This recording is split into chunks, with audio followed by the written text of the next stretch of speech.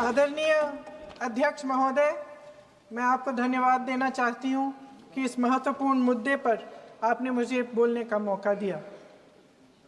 ये अलग बात है कि सत्ता पक्ष के लोग सब मेरे बोलने से पहले ही भाग गए। आइए आइए, आपको देख के मैं खुश थी कि आप वापस आ गए। सबसे पहले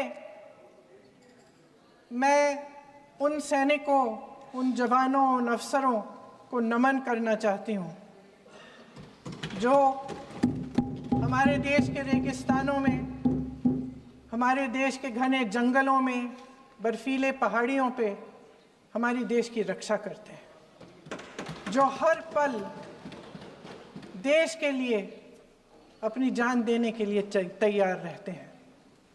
1948 से लेकर अब तक, जब से पाकिस्तानी रेडर्स ने कश्मीर पे हमला किया, तब से लेकर अब तक हमारे देश की अखंडता की रक्षा करने में उनका बड़ा योगदान है। हमारी आज़ादी अहिंसा के आंदोलन से हासिल हुई, लेकिन जैसे मैंने कहा, उसको कायम रखने के लिए हमारी सेना का बहुत बड़ा योगदान है। अध्यक्ष महोदय, कल मैं सदन में बैठी हुई सबके भाषण सुन रही थी। आदरणीय रक्षा मंत्री महोदय ने बोला, सत्ता पक्ष के कई मंत्रियों ने बोला। 1 घंटे का रक्षा मंत्री जी का लंबा भाषण था। सुनते सुनते एक बात मुझे बहुत खटक रही थी।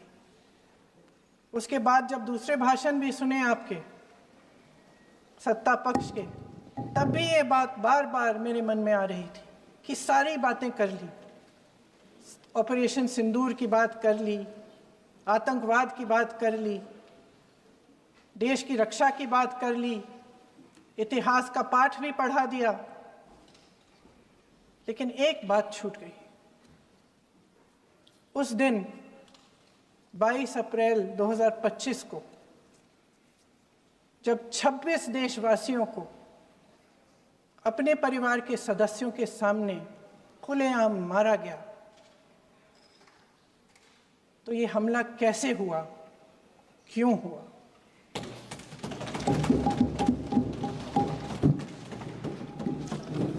अध्यक्ष महोदय,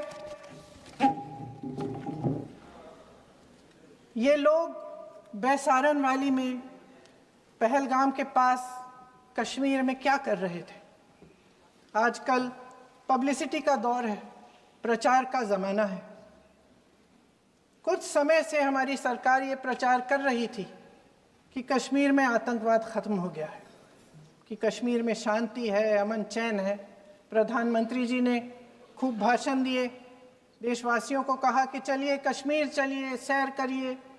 कई बार मैंने ये भी देखा मीडिया पर, टीवी पर, कि कश्मीर जाइए, ज़मीन खरीदिए, अब वहाँ अमन चैन है, शांति का वातावरण है। इसी बीच शुभम द्विवेदी, एक कानपुर के नौजवान,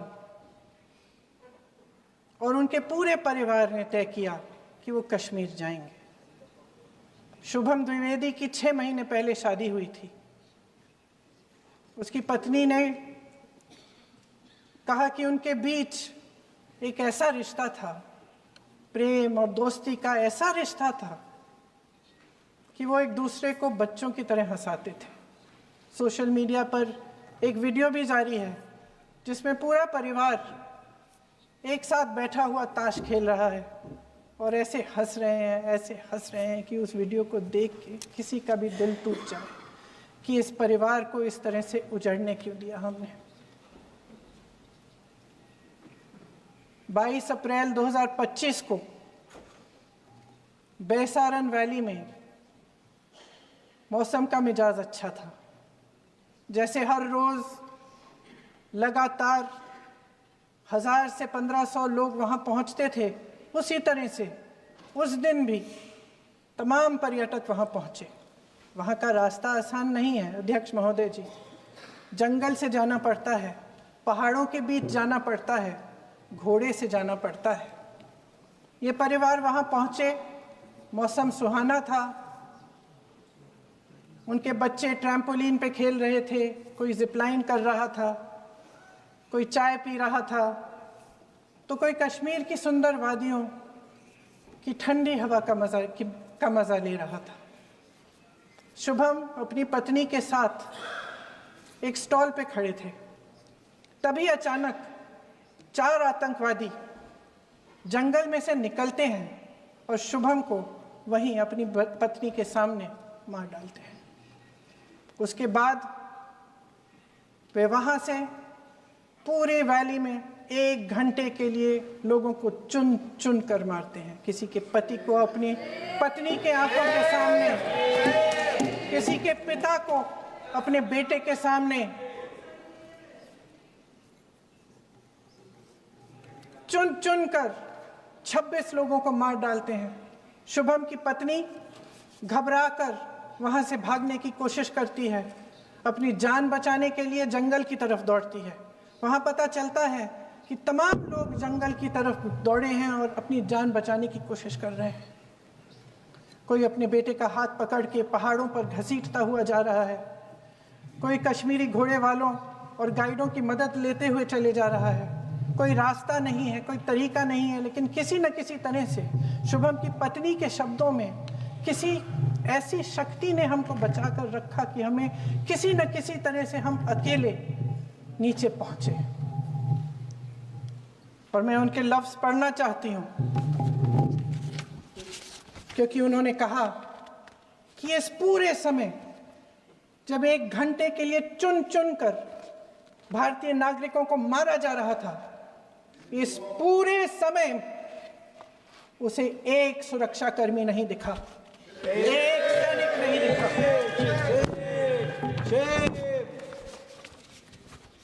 शुभम की पत्नी ने कहा, कोट, मैंने अपनी दुनिया को खत्म होते हुए देखा।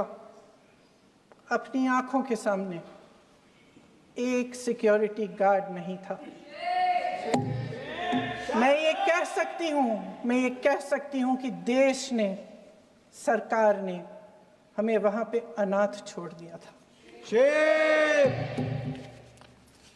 सिक्योरिटी क्यों नहीं थी वहां? वहां पे एक सैनिक क्यों नहीं दिखा? क्या सरकार को मालूम नहीं था कि यहां रोज 1000 से 1500 पर्यटक जाते हैं? क्या सरकार को मालूम नहीं था कि यहाँ के पहुंचने के लिए जंगल के रास्ते से जाना पड़ता है? अगर कुछ हो जाएगा तो लोग वहां से निकल नहीं पाएंगे।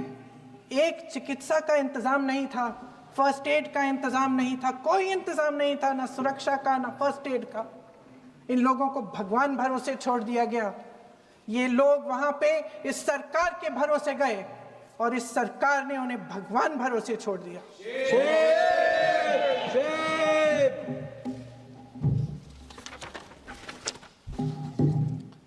मैं पूछना चाहती हूं, ये किसकी जिम्मेदारी थी?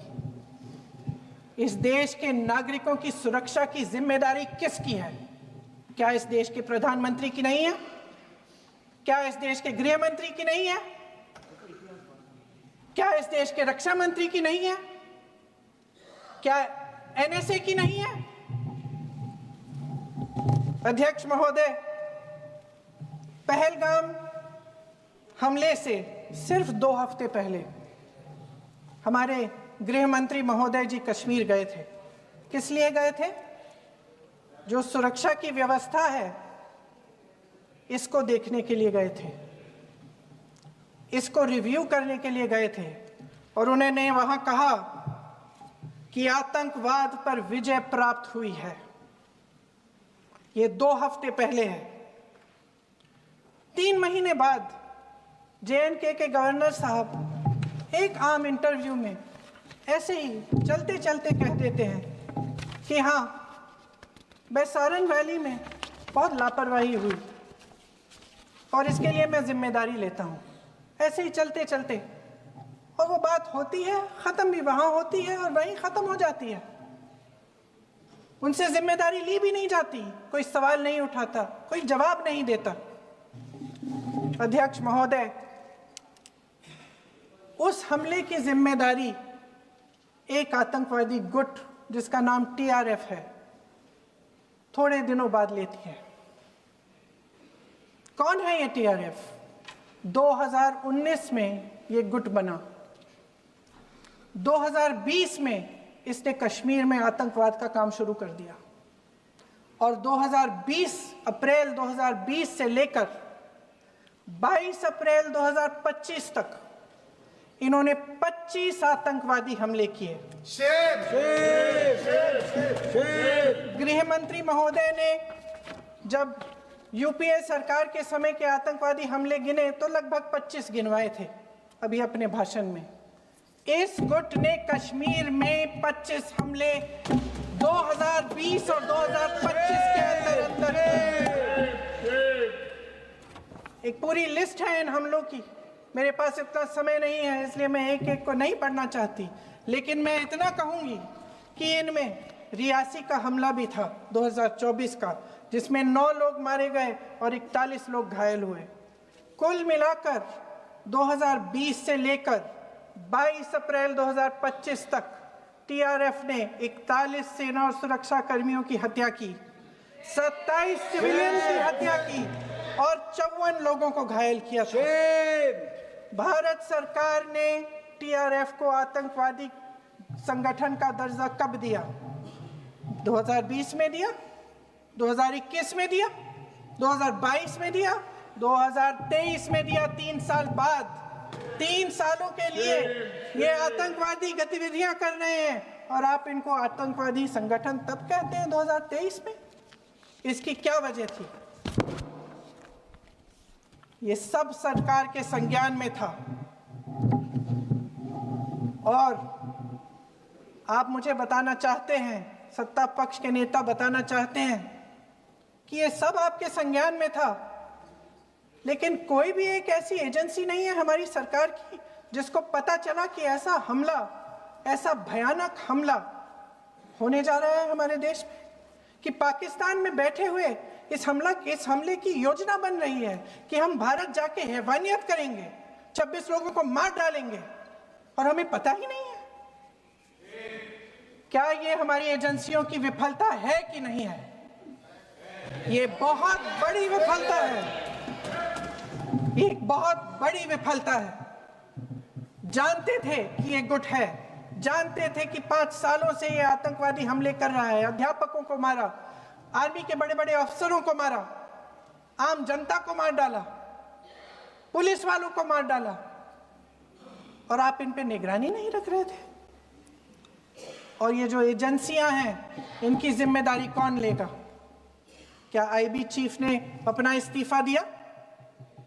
क्या किसी ने इस्तीफा दिया? गृह मंत्री जी के कार्य क्षेत्र में आता है इंटेलिजेंस ब्यूरो। क्या गृह मंत्री जी ने इस्तीफा दिया? इस्तीफा छोड़िए, जिम्मेदारी ली।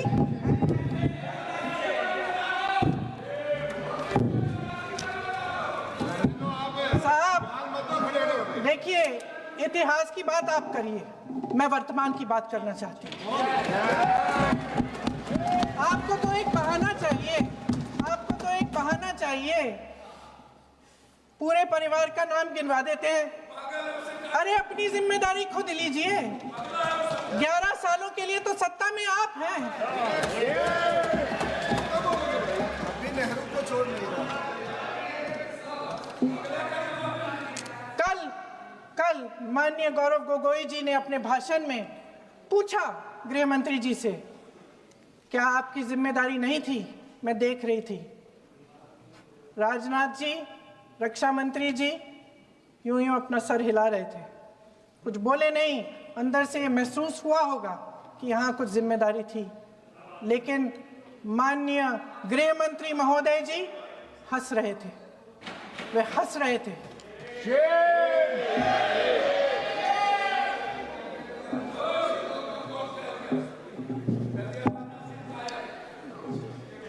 अध्यक्ष महोदय, कल सत्ता पक्ष और आज भी सत्ता पक्ष के नेताओं ने 2008 के मुंबई के हमलों का जिक्र किया, बार बार कहा कि मनमोहन सिंह जी की सरकार ने कुछ नहीं किया। ये तो जानकारी होगी ना कि उसी समय जब वो आतंकवादी हमला चल रहा था तभी उन आतंकवादियों को मार डाला था, एक बचा था और उसको भी फांसी दे दी थी 2012 में। महाराष्ट्र के मुख्यमंत्री ने इस्तीफा दिया।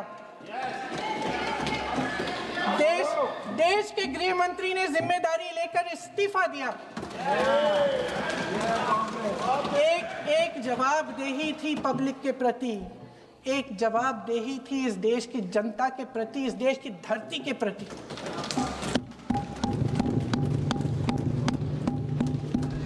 राजनाथ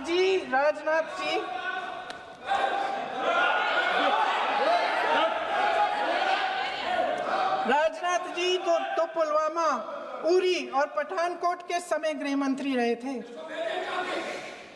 आज वे रक्षा मंत्री हैं और हमारे गृह मंत्री महोदय श्री अमित शाह जी के नाक के नीचे पूरा मणिपुर जल गया, दिल्ली में दंगे हुए, पहलगाम में हमला हुआ और आज भी वे उसी पद पर बैठे हैं। क्यों? अध्यक्ष महोदय, बमबारी से अखबारों के हेडलाइन बनते हैं, मगर कहानी सुरक्षा में की चूक में भी है। आज देश खोखले भाषण नहीं सुनना चाहता, देश जवाब चाहता है, तसल्ली चाहता है कि सच उससे छिपाया नहीं जाएगा। देश जानना चाहता है कि उस दिन अप्रैल 22, 2025 को क्या हुआ और क्यों हुआ। आप तो खुद अपनी पीठ थपथपाने में लगे रहते हैं। सेना, देश, संसद से सच छुपाते हैं।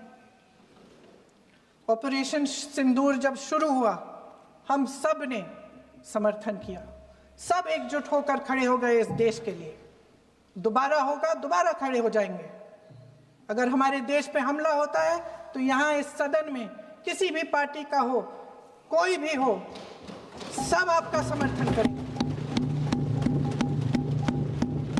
और हमें अपनी सेना पर गर्व है कि उन्होंने इस बार भी दृढ़ता से लड़ाई लड़ी, धैर्य से लड़ाई लड़ी, वीरता से लड़ाई लड़ी। लेकिन इस ऑपरेशन का सिंदूर का क्रेडिट, उसका श्रेय तो हमारे प्रधानमंत्री जी चाहते हैं। सही भी है, ठीक है, सही है, श्रेय ले। ओलंपिक्स में हमारा मेडल आता है, उसका भी श्रेय लेते हैं। लेकिन सिर्फ श्रेय लेने से नहीं होता नेतृत्व, जिम्मेदारी भी लेनी पड़ती है।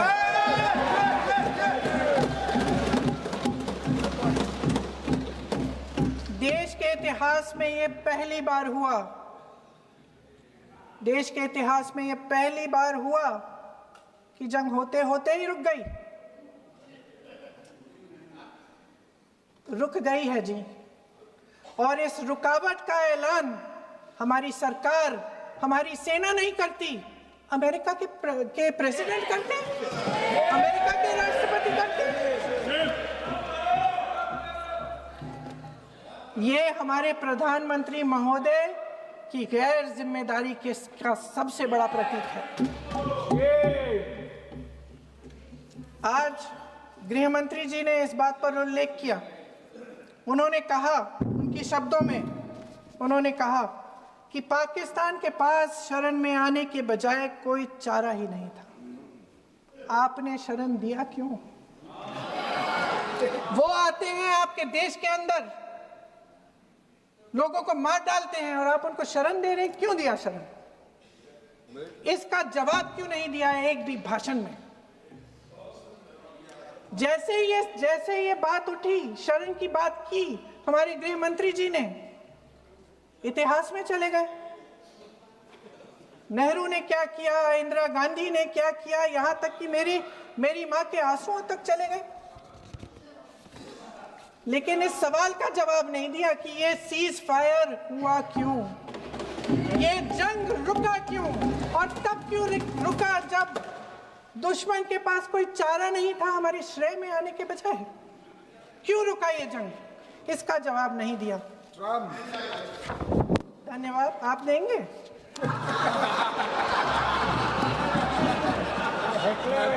मंत्री देना भाई देना, आपको टाइम मिलेगा तो।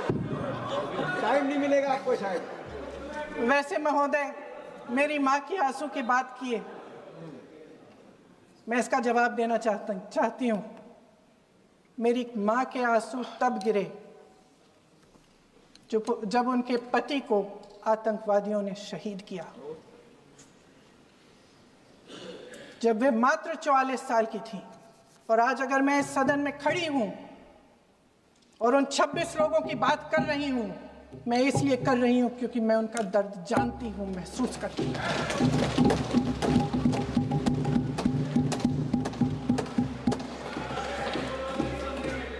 अध्यक्ष महोदय, मैंने कहा कि देश का नेतृत्व सिर्फ उपलब्धियों का श्रेय लेने से मजबूत नहीं होता।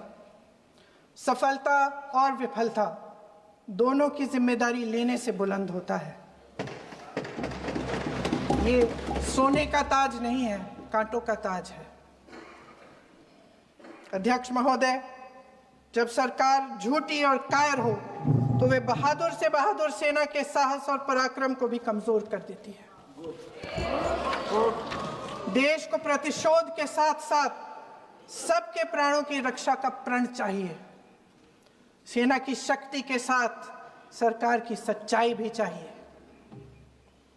महान देशभक्त शहीद इंदिरा गांधी जी, जिन्होंने सफल कूटनीति के बल पर अमेरिका के राष्ट्रपति निक्सन का मुकाबला करके पाकिस्तान का विभाजन करवाया, बांग्लादेश बनाया, 1 लाख पाकिस्तानी सैनिकों को आत्मसमर्पण करने पर मजबूर किया, उन्होंने कभी इसका श्रेय लेने की कोशिश नहीं की।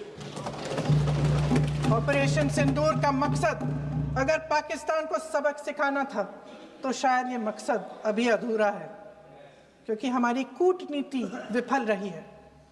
इसका प्रमाण यही है कि ऑपरेशन सिंदूर के बाद एक पाकिस्तानी जनरल, जिसके हाथ खून से रंगे थे, अमेरिका के राष्ट्रपति के साथ बैठकर लंच खा रहे थे। अगर ऑपरेशन सिंदूर का मकसद आतंकवाद को खत्म करने का था तो पाकिस्तान को संयुक्त राष्ट्र के आतंकवाद विरोधी समिति का अध्यक्ष चुने जाने से इस मकसद को धक्का लगा है। इसकी जिम्मेदारी कौन लेगा? क्या हमारे प्रधानमंत्री लेंगे? क्या उनमें ये हिम्मत है? नहीं है। अगर इस ऑपरेशन के दौरान हमारे जहाजों का नुकसान नहीं हुआ तो सदन में इसे साफ साफ कहने से क्या डर है? क्यों नहीं कहा है? कल भी रक्षा मंत्री जी ने कहा कि हमारे इंफ्रास्ट्रक्चर का नुकसान नहीं हुआ, तो जहाजों के बारे में भी बता दें, साफ साफ बता दें, क्या हर्ज है? सच्चाई तो है। सवालों से बचने के लिए ये सरकार हमेशा प्रयास करती है। इसकी राजनीतिक कायरता बेमिसाल है। देशवासियों के प्रति जवाबदेही का एहसास ही नहीं है। सच्चाई ये है कि इनके दिल में जनता के लिए कोई जगह नहीं है। सब राजनीति है, सब पीआर है, सब प्रचार है, सब पब्लिसिटी है। देश की जनता के लिए आपके हृदय में कुछ नहीं रहा। बहुत समय हो गया है आप इस प्रचार में ही लिप्त हैं, जनता को देख नहीं पा रहे हैं। जी माननीय, जो पहलगाम में हुआ, खत्म करती हूँ, जो पहलगाम में हुआ उससे हर एक देशवासी के दिल पे चोट पहुंची है। हिमांशी नारवाल की गुहार ने हम सबको शर्मिंदा किया है। इसीलिए मैं आज यहाँ खड़े हुए एक आखिरी बात करना चाहती हूँ।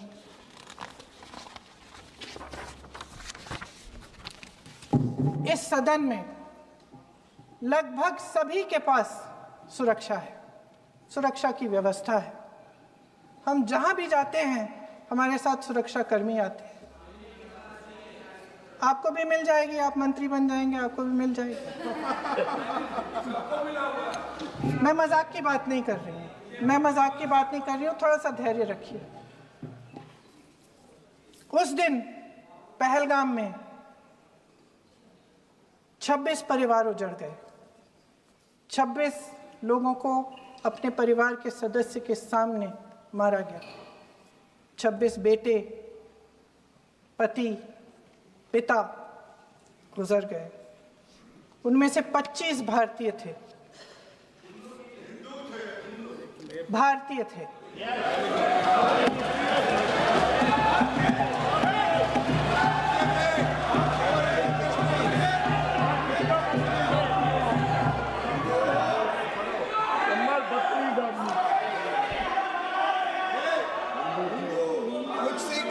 जितने भी लोग बैसारन वैली में थे और जो 25 भारतीय मारे गए, उनके लिए कोई सुरक्षा नहीं थी, कोई सुरक्षा नहीं थी। आप कितनी भी ऑपरेशन कर डालें, आप इस सच्चाई के पीछे छुप नहीं सकते, इसे नकार नहीं सकते। आपने उनको सुरक्षित नहीं किया। कोई शर्म नहीं है, कोई शर्म नहीं है, कोई शर्म नहीं है और ना कभी होगी। सुन लीजिए, सुबह भी मैं शिव मंत्र बोल के आई हूं। इनको क्या पता शिव मंत्र क्या है? शिव मंत्र इनका खत्म कर लूं अपना भाषण। शिव मंत्र। मैं एक बार उन 25 भारतीयों के चुप रही। मैं एक बार उन 25 भारतीयों के नाम इस सदन में पढ़ना चाहती हूं, ताकि यहां बैठे हर सदस्य को यह एहसास हो कि वे भी हमारी तरह इंसान थे, किसी राजनीतिक बिसात के मोहरे नहीं थे। वे भी इस देश के बेटे थे, वे भी इस देश के शहीद हैं। उनके परिजनों के प्रति हम सब की जवाबदेही बनती है। उन्हें सच्चाई जानने का हक है। समीर गुहा भारतीय, बिट्टन अधिकारी, मनीष रंजन, हेमंत सुहास जोशी, विनय नारवाल, सुशील नथनियल, अतुल श्रीकांत मोने, सैयद आदिल हुसैन शाह, नीरज वानी, रामचंद्रन, संजय लक्ष्मण लेले, मानिए प्लीज। दिनेश अग्रवाल, दिलीप दिल से, प्रशांत कुमार सतपति, JS चंद्रमौली। अब बोलिए, अब आराम से। JS चंद्रमौली, यतीश परमार, S मधुसूदन राव, सुदर्शन नारेबाजी का सदन नहीं है। शैलेश कलाटिया, ये तरीका ठीक नहीं है आपका। मंजुनाथ राव, कौस्तभ गणबोटे,